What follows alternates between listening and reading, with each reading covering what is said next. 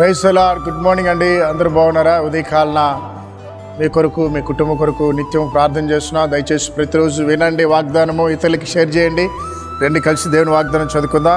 హెబ్రీయుల రాష్ట్ర పత్రిక 10వ అధ్యాయము 31వ వచనము.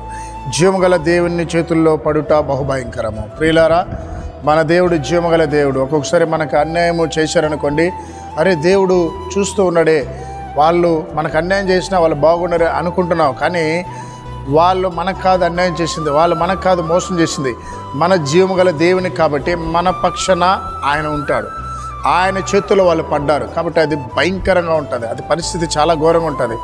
మనం ఏమీ వాళ్ళ మీద పగ తీర్చుకోవాల్సిన అవసరం లేదు, కానీ దేవుడే పగ తీర్చుకుంటాడు. కాబట్టి ఈరోజు నేను నాశనం చేయాలనుకుంటున్నటువంటి శత్రులు బాధ నుంచి నా యేసయ్య తప్పించబోతున్నాడు.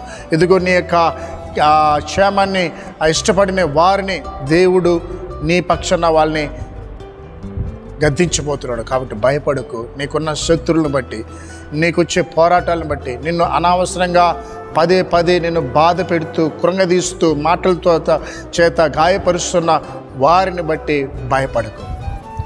ఆయన జీవమగల దేవుడు. ఆయన నీకు తోడుగా ఉన్నాడు.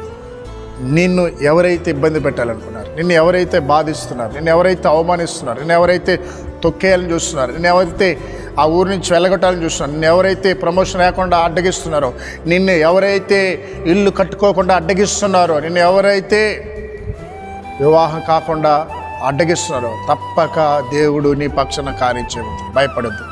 దేవుని ప్రార్థించేద్దాం. తండ్రి, నీకు వందనాలు యేసయ్యా. ఉదయ కాలన ప్రభా, యవన బిడ్డల కొరకు ప్రార్థిస్తున్నాం. దారి తప్పిపోతున్న యవనస్తుని రక్షించండి.